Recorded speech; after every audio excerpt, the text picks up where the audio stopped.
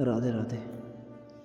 कुरुवंश की कहानी अब एक ऐसे मोड़ पर आ चुकी है जहां से महाभारत के युद्ध की असली नींव रखी जाती है। क्या आपने कभी सोचा है कि एक अंधा राजा कैसे पूरे हस्तिनापुर पर राज करता है? एक महान योद्धा होते हुए पांडु क्यों राजा नहीं बन पाए? और सबसे बुद्धिमान होने के बावजूद विदुर को कभी राजगद्दी क्यों नहीं मिली? ये सिर्फ 3 व्यक्तियों की कहानी नहीं है, ये है भाग्य, कर्म और निर्णयों का ऐसा खेल जिसने पूरे कुरुवंश का भविष्य बदल दिया। तो स्वागत है आपका ग्रीन स्टोरी पर, जहां हम महाभारत की हर परत को गहराई से समझते हैं।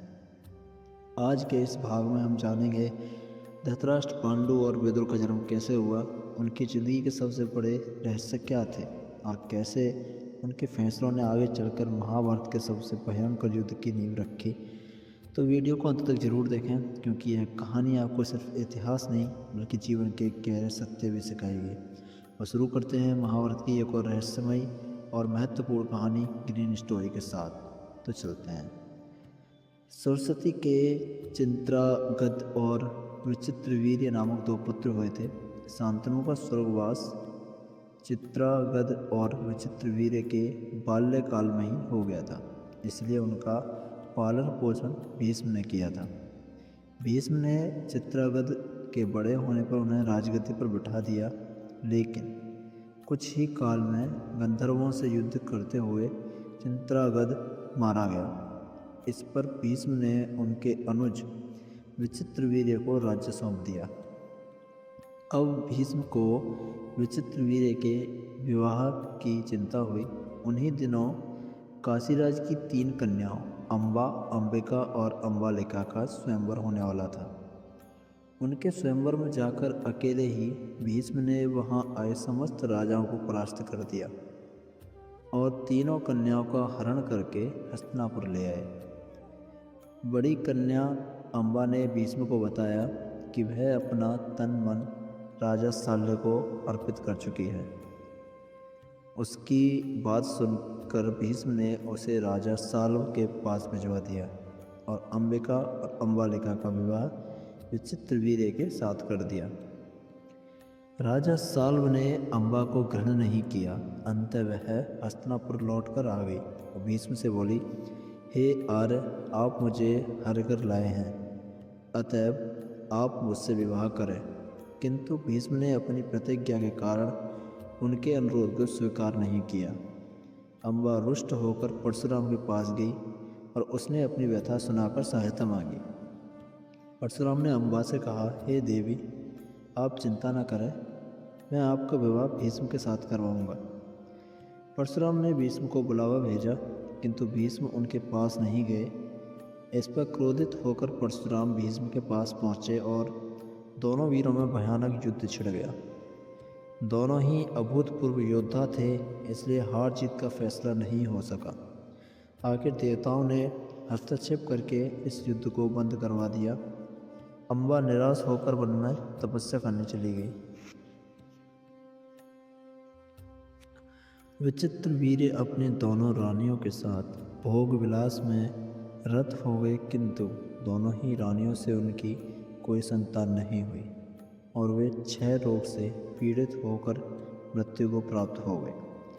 अब कुल नाश होने के भय से माता सत्यवती ने एक दिन भीष्म से कहा, पुत्र, इस वंश को नष्ट होने से बचाने के लिए मेरी आज्ञा है कि तुम इन दोनों रानियों से पुत्र उत्पन्न करो।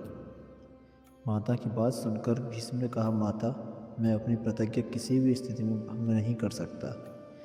यह सुनकर माता सत्यवती को अत्यंत दुख हुआ। अचानक उन्हें अपने पुत्र वेदव्यास का स्मरण हो आया। स्मरण करते ही वेदव्यास वहाँ उपस्थित हो गए। सत्यवती उन्हें देखकर बोली, हे पुत्र, तुम्हारे सभी भाई निसंतान ही स्वर्गवासी हो गए। अंततः मेरे वंश को नाश होने से बचाने के लिए मैं तुम्हें आज्ञा देती हूँ कि तुम उनकी पत्नी से संतान उत्पन्न करो। वेदव्यास उनकी आज्ञा मानकर बोले, माता, आप उन दोनों रानियों से कह दीजिए कि वे 1 वर्ष तक नियम व्रत का पालन करते रहें, तभी उनको गर्भधारण होगा। 1 वर्ष व्यतीत हो जाने पर वेदव्यास सबसे पहले बड़ी रानी अंबिका के पास गए। अंबिका ने उनके तेज के डर कर अपने नेत्र बंद कर लिए। वेदव्यास लौटकर माता से बोले, माता, अंबिका का बड़ा तेजस्वी पुत्र होगा, किंतु नेत्र बंद करने के दोष के कारण वह अंधा होगा। सत्यवती को यह सुनकर अत्यंत दुख हुआ। उन्होंने वेदव्यास को छोटी रानी अंबालिका के पास भेजा। अंबालिका वेदव्यास को देखकर भय से पीली पड़ गई। उनके कक्ष से लौटने पर वेदव्यास ने सत्यवती से कहा, माता, अंबालिका के गर्भ से पांडु रोग से ग्रसित पुत्र होगा। इससे माता सत्यवती को और भी दुख हुआ। उन्होंने बड़ी रानी अंबालिका को पुनः वेदव्यास के पास जाने का आदेश दिया। इस बार बड़ी रानी ने स्वयं न जाकर अपनी दासी को वेदव्यास के पास भेज दिया। दासी ने आनंदपूर्वक वेदव्यास से भोग कराया। इस बार वेदव्यास ने माता सत्यवती के पास आकर कहा, माते, इस दासी से गर्भ से वेद वेदांत से पारंगत अत्यंत नीतिवान पुत्र उत्पन्न होगा। इतना कहकर वेदव्यास तपस्या करने चले गए। समय आने पर अंबिका के गर्भ से जन्मवान धृतराष्ट्र, अंबालिका के गर्भ से पांडु रोग से ग्रसित पांडु और दासी के गर्भ से धर्मात्मा विदुर का जन्म हुआ। तो यह थी धृतराष्ट्र, पांडु और विदुर की पूरी कहानी।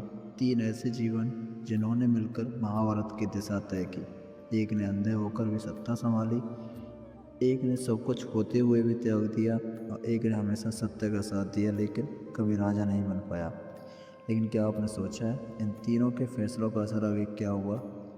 अगले भाग में हम जानेंगे पांडु के राज्याभिषेक के बारे में। अगर वीडियो पसंद आई हो तो लाइक करें और ग्रीन स्टोरी को सब्सक्राइब करना न भूलें, ताकि आप महाभारत की इस पूरी श्रृंखला का एक भी भाग मिस ना कर सकें।